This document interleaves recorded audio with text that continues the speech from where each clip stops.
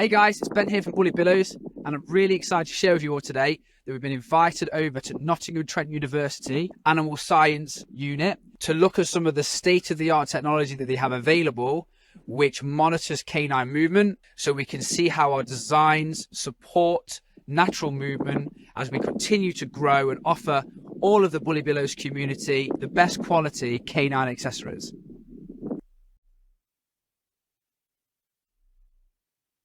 So this is a pressure mount as opposed to a force plate. So the white sections in the middle are essentially the part that is doing the recording on this.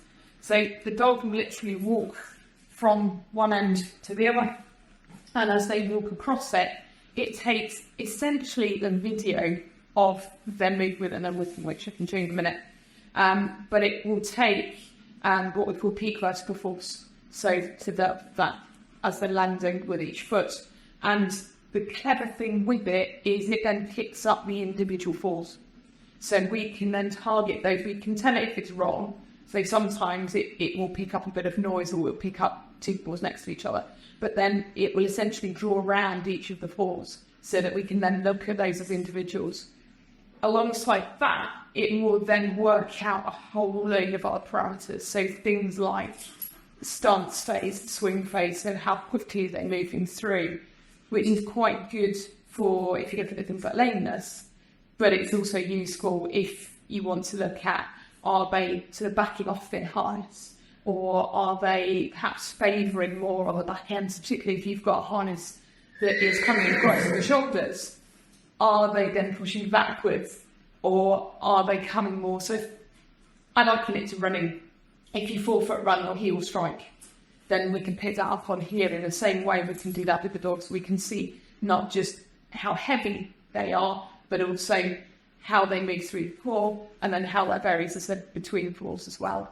Then alongside that, we have the 4 camera set up so that we can then add that joint handle component in as well and see, are they changing the way that they move in the harness? So again, are they striding out?